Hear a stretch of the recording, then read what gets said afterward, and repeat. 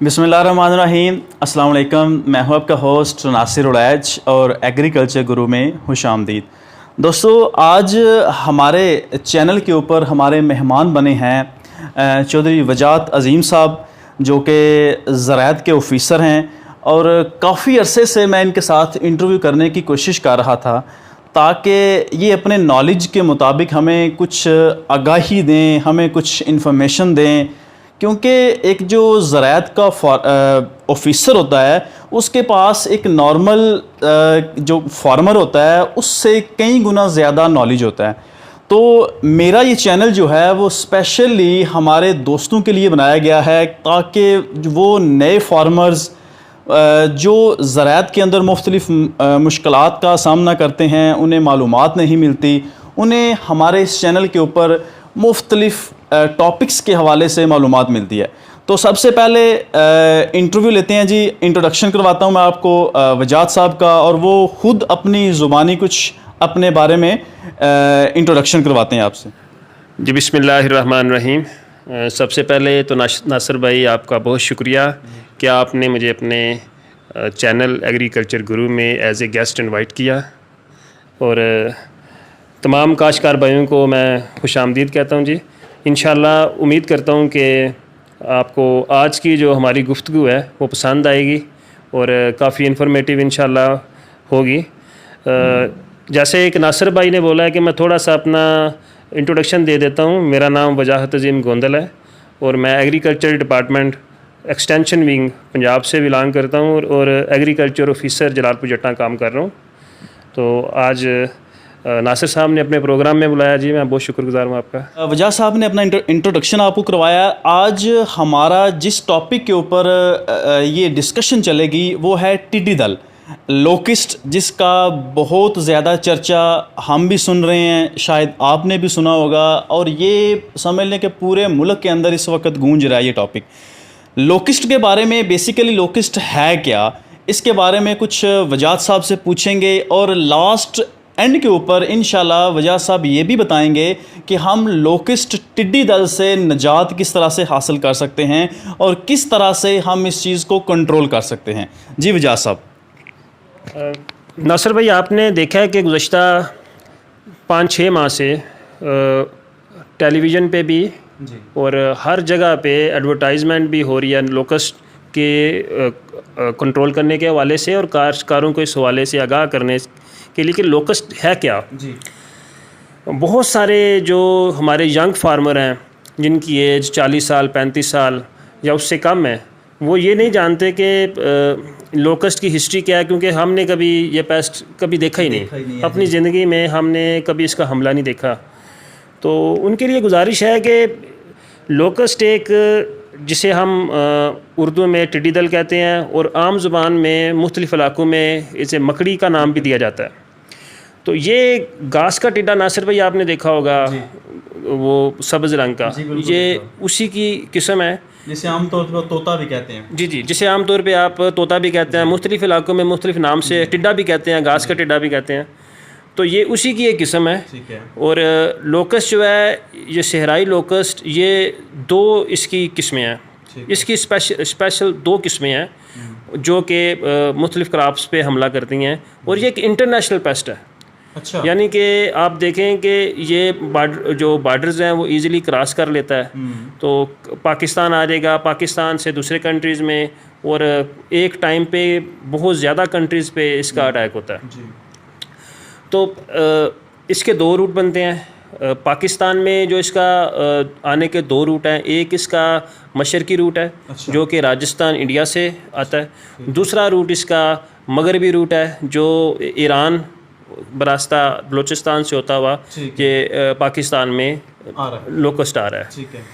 Locust इनफरादी हालत में तो इसका अटैक इतना नहीं, इनफरादी हालत में इसका हमला इतना शदीद नहीं होता। ज़्यादा इसका हमला हमने सुना, कराची में भी देखा आपने, न्यूज़ में वीडियोस देखते रहे हैं कि एक पूरा एक झुंड जा रहा है, एक स्वाम जा रहा है, तो वो हमला कर रहा है। और स्वाम की हालत में, जिसे टेक्निकल लैंग्वेज में स्वाम कहेंगे, लेकिन आम लैंग्वेज में जिसे झुंड कहेंगे, ग्रुप कहेंगे, झुंड की फॉर्म में ये अटैक करता है। इसका लश्कर एक लश्कर की फॉर्म में आता है। तो पाकिस्तान में इसका लश्कर जो है, इन्होंने इसकी, अगर मैं आपको तारीख़ की तरफ ले जाऊं, तो ये तकरीबन इसका ये 5वां हमला है। अच्छा, पहला हिस्ट्री हम में? हाँ, हिस्ट्री में पहला हमला 1926 में हुआ था इसका, दूसरा हमला 1952 में हुआ है। अच्छा, और 1952 के हमले में कहते हैं, बुज़ुर्ग कहते हैं, हिस्ट्री में भी है कि तकरीबन इसका जो स्वाम है वो 5 किलोमीटर लंबा हो गया था। अच्छा, 5 किलोमीटर 5 किलोमीटर लंबा इसका स्वाम हो गया था। और एक स्वाम में आप कह सकते हैं कि लाखों करोड़ों की तादाद में फार्म में होते हैं। जी जी। फिर इसका तीसरा हमला 1962 में हुआ, 10 साल बाद। अच्छा, चौथा हमला फिर 30 साल बाद 1992 में हुआ। अच्छा, अब ये इसका 5वां हमला जो 2019 और 20 साल में बाद ये हुआ है। 27 साल बाद ये इसका मतलब कि हिस्ट्री में सबसे बड़ा जो इसका अटैक है ये 1952 में हुआ है। 1952 में हुआ है। ठीक है। और ये कोई हम कहते हैं कि ये कोई आम चीज़ नहीं, इसे मैनेज करना मुश्किल है लेकिन किया जा सकता है। लेकिन ये कोई, ये नहीं है कि कोई आम पेस्ट है। अगर ये किसी इसकी कोई एक क्रॉप नहीं है, जैसे हम आप देखते हैं कि मुख्तलिफ कीड़े, मुख्तलिफ बीमारियाँ, इसे जो भी मिलेगा वो खाता जाएगा। ये गंदम पे भी आ सकता है, ये बाजरे पे भी आ सकता है, राइस पे आ सकता है, ज्वार पे, ये बागात पे, सब्जियात पे, कुछ भी। बड़े दरख्तों पे। जिस जगह पे लोकस बैठ जाएगा जी, वहाँ पे ये बहुत शदीद किस्म का नुकसान कर सकता है। ठीक है। अभी ये 2019 में वजह साहब ये एक बात पूछने वाली है कि इसकी जो तादाद है ये बड़ी स्पीड से बढ़ती है, बड़ी यानी कि डे बाय डे ये बढ़ती जा रही है। इसकी क्या वजह है? इसकी जो कह लें कि जैसे आप पूछना चाह रहे हैं कि जोड़ में इसके नंबर इतना ज़्यादा क्यों होता है, हाँ, वो इसके पीछे भी एक कह लें कि चीज़ है कि इसका जो ब्रीडिंग इसकी स्पीड है, ग्रोथ की स्पीड है वो बहुत ज़्यादा है। हाँ, इसकी जो इसका लाइफ साइकिल जो है, कह लें जिसे हम कह लें ज़िंदगी का दौरानिया कह लें कि 3 से 5 माह होता है। अच्छा, और लाइफ हाँ, जो है वो 3 से 5 माह होती है। और पाकिस्तान में ये 2 इसके सीज़न होते हैं, एक स्प्रिंग का सीज़न होता है ब्रीडिंग का, एक होता है समर का। अच्छा, सिर्फ स्प्रिंग के सीज़न में ये बलूचिस्तान में ब्रीडिंग करती है, और समर के सीज़न में ये बहावलपुर में और सिंध में इसकी ब्रीडिंग होती है। यहाँ इस दफ़ा उन्होंने की है यहाँ पे ब्रीडिंग। हाँ, ब्रीडिंग होती रहती है। ये कोई भी पेस्ट मुकम्मल तौर पे ख़त्म नहीं होता। तो इसकी जो फीमेल है वो अंडे देती है एक जिसे रेतली ज़मीन में। ठीक है। रेतली ज़मीन में थोड़ी सी वो उसका बत्तर वाली हालत में, रेतली ज़मीन में कह लें, ठंडी ज़मीन में, रेतली ज़मीन में अंडे देने हैं। ठंडी। और अंडे जो हैं वो 5 से 15 सेंटीमीटर, जैसे 2 इंच से लेके 6 इंच गहरे अंडे दे सकते हैं। अच्छा, यानी कि ये ज़मीन के अंदर, ये ज़मीन के अंदर अंडे देगी। गड्ढा खोद के छोटा सा ज़मीन के अंदर सुराख हो जाता है थोड़ा सा, उसको निकाल के सुराख, हाँ जी, उसके अंदर अंडे देती है। उनकी जो एग लेइंग जिसे हम टेक्निकल ज़ुबान में कहते हैं, ओवी पोजीशन कहते हैं। अच्छा, अच्छा, वो थोड़ी सी तरीका ऐसे होता है कि वो ज़मीन के अंदर ही उन्होंने अंडे देने होते हैं। ठीक है। और एक दफ़ा जो अंडे देती है वो तकरीबन 60 से लेके, बल्कि 80 से लेके 160 तक। Oh my God. और 60 से लेके 80 से लेके 160 तक, 160। यानी कि एक जो उसका सैक थैली बनेगी जी। उसमें 80 से 160 तक अंडे होंगे। अच्छा, और ये जो फीमेल टिड्डी दल है, ये तकरीबन अपने पूरी लाइफ में 3 दफ़ा एग लेइंग करते हैं। 3 से 5 मंथ इसकी उम्र है और 3 दफ़ा ये अंडे जी जी, वो 3 दफ़ा अंडे देती है, जिससे आप खुद ही उसका असेसमेंट कर सकते हैं कि अगर मिनिमम भी करें तो वो 250 अंडे देती है अपने लाइफ साइकिल में। अगर मैक्सिमम की तरफ लेके जाएं तो आपके सामने इसकी तो बड़ी तो हो रही है, वो बड़ी स्पीड से इसकी मल्टीप्लिकेशन हो रही है। अच्छा, वजह साहब, हमारा जो अगला क्वेश्चन और सबसे इम्पोर्टेंट क्वेश्चन ये बनता है कि टिड्डी दल को हम कंट्रोल किस तरह से कर सकते हैं और किस तरह से हम अपनी फसलों को इससे बचा सकते हैं? इसको कंट्रोल करने के लिए अभी, क्योंकि 2019 के एंड से ये रबी के सीज़न से 19-20 का जो रबी का सीज़न है वहाँ से इसका अटैक होना शुरू हो गया और नोटिस में आनी शुरू हो गई। एग्रीकल्चर डिपार्टमेंट जो है वो बहुत ज़्यादा इस हवाले से मुतहरक है और उन्होंने मुख्तलिफ़ जगहों पे, टीवी पे भी इंफॉर्मेशन डिपार्टमेंट की तरफ से ऐड चलते हैं। अभी आप सोशल मीडिया पे भी चले जाएं, उस पे भी लोकस्ट के हवाले से वो शॉर्ट वीडियोस 2-3 मिनट की चल रही हैं। उसमें इंफॉर्मेशन वो स्प्रेड करने की कोशिश कर रहे हैं बंदों को, लेकिन सारे फार्मर्स की रसाई नहीं उस तक नहीं। सारे फार्मर्स जो एक एडवर्टाइजमेंट को देखना पसंद नहीं करते, होता है ना, एक एडवर्टाइजमेंट को देखते कम बंदे देखते हैं थोड़ा सा। दूसरा, सारे फार्मर्स के पास ये इंटरनेट की या सोशल मीडिया की सहूलत मौजूद नहीं है।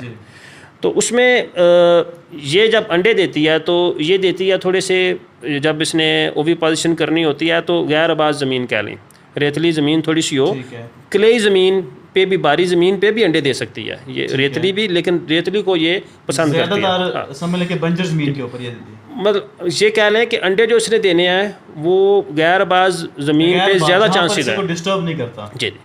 और गैर आबाद ज़मीन उसको आसान तरीका है कि अगर वो आबाद की जा सकती है तो उसमें गहरा हल चला दें, उसमें हल चला दें, ताकि एक तो वो तलफ हो जाएंगे, उसके अंडे तलफ हो जाएंगे, परिंदे भी वो अंडे खा सकते हैं, और उसको आबाद कर लें। उसको अगर उसको मजरूबा हो जाएगी, वो एक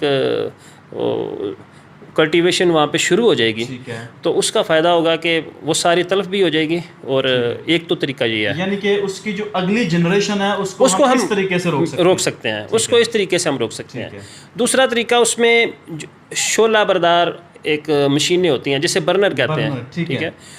अगर हम किसी जगह पे उसकी निशानदेही कर लेते हैं तो हम वो बर्नर्स मशीनों के ज़रिए भी मगरब के बाद हम उनको हम जला सकते हैं, उनको ख़त्म तल्फ कर सकते हैं, यानी कि आग जला के। हाँ, वो बर्नर होते हैं, मशीन शोला बरदार मशीनें, वो भी इस्तेमाल की जा सकती हैं इसमें। दूसरी जो अगली चीज़ें हैं कि अगर इसका मेन चीज़ होता है कि हमने कोशिश करनी है कि स्वाम को, जो झुंड है उसको बैठने नहीं देना। अगर स्वाम आ रहा है तो जो फार्मर, ये एक इज्तमाही काम है, एक फार्मर को सारे इकट्ठे हो जाएं, ढोल बजाएं, मोटरसाइकिल्स की जो बांसुरियाँ जिसे कहते हैं लोकल ज़बान में, वो निकाल लें, 5-7 मोटरसाइकिल अगर फील्ड के पर वहाँ उसको रेस दें ज़्यादा, ताकि शोर वो बैठे ना। ढोल बजाएं, पटाखे बजाएं, पटाखे चलाएं, तो वो डिस्टर्बेंस उसको होगी, वो आगे हाँ शोर से। इसका जो इसे हम कहते हैं कि मैकेनिकल मेथड है ये। दूसरा, अगर आए जो फार्मर, जो भी काश्तकार भाई है, वो कहता है कि हमें पता होना चाहिए कि इसकी कोई दवाई बता दें। एक तो ये टर्म की, ये भी इस पर लंबी बात करने वाली है कि ये जो पेस्टिसाइड है उसको दवाई नहीं कहते जी, वो उसको जहर कहते हैं। ठीक है। सारी पेस्टिसाइड जो हैं, जो ज़री अद्वियात नहीं उन्हें कहना चाहिए, उन्हें ज़री जहरें कहना चाहिए, क्योंकि वो जहर है, वो इंसानों के लिए भी ख़तरनाक है। वो पेस्टिसाइड है, वो पेस्ट को मारने के लिए है। वो जो हमारी जो ज़री जहरें हैं वो भी इसके लिए मौजूद है। उसका तरीक़ाकार ये है कि अगर किसी खेत में लोकस्ट आके बैठ गया तो मगरब के बाद जाके उस खेत की वो काश्तकार निशानदेही करे, और रात को या सुबह सूरज निकलने से पहले उसमें मैं 3-4 जहरों के नाम बता देता हूँ। एक कार्बरल जहर है, अच्छा हाँ, वो पाउडर फॉर्म में होगा। उसकी जो निस्बत रखनी है 1 kg कार्बरल और 1 kg वो कार्बरल जहर, जी कार्बराइल कह लें, कार्बरल कह लें, और उसके 1 हिस्सा जहर और 25 हिस्से भूसा कह लें, उसमें डाल लें, चोखर डाल लें, उसमें रेत डाल लें। ठीक है।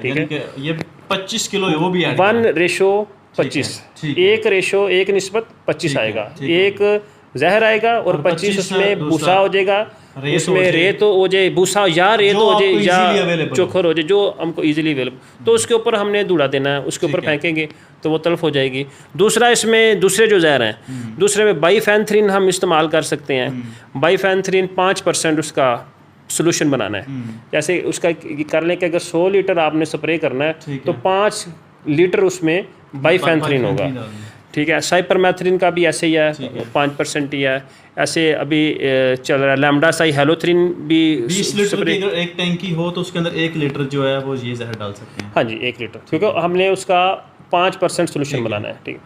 और दूसरा एक क्लोरपाइरिफास है। क्लोरपाइरिफास हमने 20 ml जी 20 ml डालना है 1 लीटर पानी में। ठीक है, 20 ml वो उसको दे लें, क्या लें कि वो 2 लीटर डलेगा। ठीक है, वो 2%, हाँ 400 ml एक टैंकी के अंदर बन जाएगा। वो रेशो उसमें अपने काश्तकार भाई अपने हिसाब से निकाल लेते हैं। वो मोटी बात यह है कि जो उसमें कुछ ऐसी जहरें हैं जो सिर्फ 5% इस्तेमाल करनी है, यानी कि 5 लीटर जरी जहर और 100 लीटर जो है वो पानी उसमें इस्तेमाल, और हमने स्प्रे करेंगे इंशाल्लाह ये तलफ हो जाएगी। लेकिन एक जो किसान भाई है फॉर एग्जांपल उसका 2 एकड़ ज़मीन है और इसके जो जब इसका लोकिस्ट का अटैक आता है तो ये बहुत बड़े झुंड के अंदर होता है। अब जो 2 एकड़ जिस फार्मर की है वो 2 एकड़ के अंदर अगर वो जहर डालता है तो उसके अंदर तो मर जाएगा और साथ दूसरे खेतों से उसके पास आ जाएगा। इसमें मतलब क्या है कि हमें इज्तिमाई तौर पे सब फार्मर्स को इस तरह के जो मतलब आपने कुछ स्टेप लेना है तो इज्तिमाई तौर पर सारे फार्मर्स मिलकर इस तरह के जो स्टेप हम लेंगे। ये एक कम्युनिटी के तौर पे काम चलेगा, कम्युनिटी को मिलके काम करना पड़ेगा। लास्ट वन पे वजह साहब मेरा क्वेश्चन ये बनता है कि आपने भी सोशल मीडिया के ऊपर ये क्वेश्चन देखा होगा कि लोग जो है वो गवर्नमेंट के ऊपर ये उंगली उठा रहे हैं कि गवर्नमेंट जो है ये 5-6 महीनों से लोकिस्ट के बारे में क्या कर रही है। तो इसके ऊपर थोड़ी सी रोशनी डालें कि क्या हम लोकिस्ट को बड़ी जल्दी कंट्रोल या पॉसिबिलिटीज़ हैं कि हम ये कर सकते हैं या गवर्नमेंट क्या कर रही है? नासिर भाई, गवर्नमेंट के पास जो एज ए डिपार्टमेंट उनके पास उनको ज़री ज़हरें वो अवेलेबल मौजूद हैं और उनको सारी चीज़ का इल्म है कि इस टाइम जो स्वाम है झुंड है वो किधर पहुंचा है। तो उस पर कोई भी लाया अमल वो किसानों से ज़्यादा उनके पास इसको इन्फॉर्मेशन भी हमसे ज़्यादा किसानों से ज़्यादा है और उसको अमल करने के लिए उनके पास जो नैपसैक पावर स्प्रेयर है वो इस टाइम हर डिस्ट्रिक्ट में हर तहसील में वो बिल्कुल रेडी हैं और एम्प्लॉइज़ भी जो ऑपरेटर हैं वो भी इस वक्त उनके पास बिल्कुल रेडी बैठे हुए हैं। जिस जगह पे भी कोई मसला हो उनसे रिक्वेस्ट यही है कि वो अपने डिप्टी डायरेक्टर जो एग्रीकल्चर के कंसर्न है उनसे रब्ता करें, अपने डिप्टी कमिश्नर जो है उनसे वो रब्ता कर सकते हैं। और मेरे जो मैं आपको बात बता रहा हूँ वो ये है कि क्योंकि फार्मर से भी ज़्यादा उनको पता है कि किस इलाके में वो इस टाइम स्वाम मौजूद है। लेकिन ये इज्तिमाई काम है, इसमें ये नहीं कह सकते कि उन्होंने एक एक चप्पा कवर कर लिया। ये हमने ये हमारी फार्मर्स काश्तकार भाइयों की अब उनकी भी साथ जिम्मेदारी है कि अगर किसी जगह पे कोई ऐसा मसला हो तो वो फौरी तौर पे डिपार्टमेंट को आगाह करें ताकि उनको बेहतर से बेहतर गाइडेंस दी जा सके। मतलब लास्ट वन पे हमें ये जो वीडियो हमारी कंक्लूड हुई है इस पॉइंट के ऊपर कि ये टिड्डी दल को कंट्रोल करने के लिए जस्ट गवर्नमेंट की रिस्पॉन्सिबिलिटी नहीं है बल्कि आवाम की भी रिस्पॉन्सिबिलिटी है। इज्तिमाई तौर पर गवर्नमेंट ने और फार्मर्स ने मिल के इस चीज़ से निजात हासिल करनी है।